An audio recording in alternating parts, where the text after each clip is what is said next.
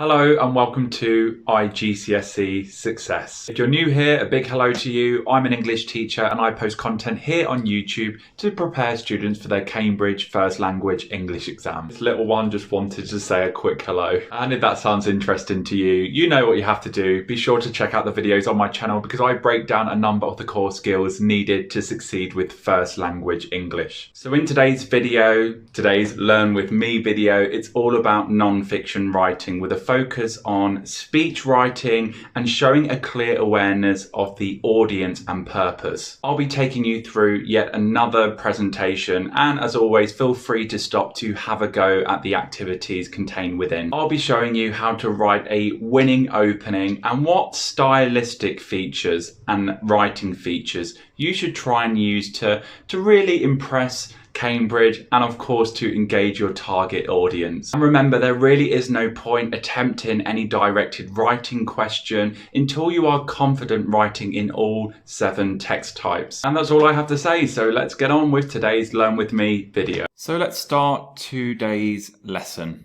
So today we will be developing our non-fiction writing skills, focusing closely on audience and purpose. Hopefully, if you managed to watch my last 3 videos on the writer's effect question, you should feel somewhat confident in being able to tackle a writer's effect question. Fingers crossed, but now it's time to move on to the next core question, and that is the directed writing question, the only non-fiction writing task on the paper. And I just want to say before I start, there has been some confusion. I think Cambridge now refer to this question as the extended writing response and not the directed writing question. I've known it to be titled that for many, many years, but I know with paper 2 there is a question called the directed writing question, which is very, very similar. But I just want to make sure you are aware that all the videos on my channel for now are very much focusing on reading skills for paper 1 and not for paper 2. Okay, and I am sure you are aware that this question now comes at the end of the paper and it is worth 25 marks. So it goes without saying you have to get this question right. So what do you need to do for this question? What skills are required? Well, you will have to read a short piece of fiction. Sometimes non-fiction. Cambridge are getting quite sneaky. I know they used a non-fiction piece for the March paper, which I don't think they've done in a while, or certainly I've never known them to do or to use a non-fiction piece. And you are required to write a non-fiction piece between 250 and 300 words. Sounds easy, right? Not really. What is difficult about, or what do students tend to find difficult about this question? Well, you have to read the text that you are presenting with. Of course, you need to understand it, but you need to carefully select information from the text to essentially inform your writing, to inform your piece. So it's not a case of just writing any old letter or speech like most exam boards around the world. No, you have the added difficulty of really understanding, I guess, what you are reading, understanding the characters, and quite often having to assume the role of a character. If that sounds, completely confusing, stay with me, and certainly in part 2, when we start explicitly looking at the directed writing question, it will make far more sense. So the text types you need to know, there are 7. You need to be confident writing an article, speech, letter, journal, newspaper report, formal report, and interview. For my year 10s, as I've mentioned, I am using these lessons for my year 10s. They are new on their IG journey. Certainly the first few lessons are very much geared towards recapping general non-fiction writing skills. We are going to be dedicating what is left of this half term, so we've got one more week left, and next half term looking at these text types, so the article, speech, letter and journal, and we will tackle the other ones later in the academic year. What I will say is that you do not want to be one of these, and it happens every single year. You don't want to open up your exam paper on exam day and just be hoping and praying that you don't get a newspaper report or a formal report. It does happen, so you need to be au fait with all 7 text types. What is non-fiction writing? I'm sure you are aware, but just in case, non-fiction writing explores real-life situations. It includes factual information and always has a clear purpose. Some of those purposes including to persuade, to inform, to advise, to entertain, educate, etc. And non-fiction writing often intends to communicate information between individuals or groups. So say, for example, you are writing a letter, you are writing for a specific person or audience, and you are providing that person with information.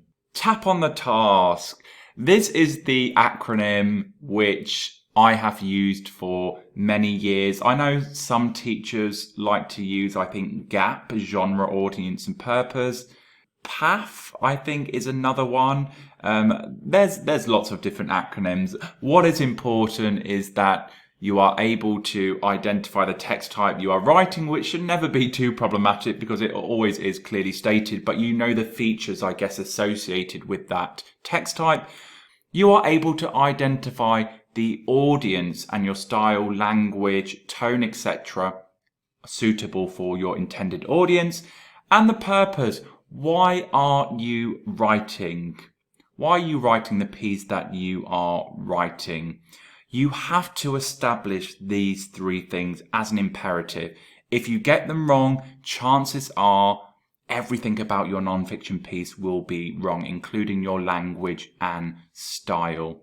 Okay, so can you tap on the task? I'm just going to read out 3 non-fiction tasks, and I want you to see if you can identify the intended tap. So the first one is, you have been asked to write a speech for young students, persuading them not to use their phones during the school day. Write the words of your speech. You have been asked to write a journal entry from the perspective of a new student who has just joined your school and has completed their first day. Write the words of their journal entry. And the last one is, you have been asked to write a formal letter to your headmaster asking him to abolish homework. Wouldn't that be lovely? Write the words of your letter. Now pause the video now and see if you can identify the text type, audience and purpose. So as mentioned, identifying the text type shouldn't be too difficult. Even for the directed writing task, it is clearly stated. Of course, the first one is a speech and the audience, young students. So you need to make sure your language, your style, suitable for your intended audience to keep them engaged. And the purpose is clearly stated there, to persuade. It's important to note that Cambridge will not always explicitly give you the purpose. The second one, of course, it is a journal. Journals are often written for yourself, unless, of course, it is some sort of published journal. And the purpose is very much to, I guess, reflect and, sometimes to describe. And the last one, of course, is a formal letter, the audience being your headmaster. And I guess the purpose would be very much to persuade him or her to abolish homework. So why is identifying the tap accurately so important? I'm going to read out this slide. Identifying the tap of a text is important as it will directly influence the style of your piece and the language choices you make. If you are asked to write a formal letter, you will be expected to adopt a far more formal register compared to if you were asked to write to a close friend advising them on where to go on their next holiday.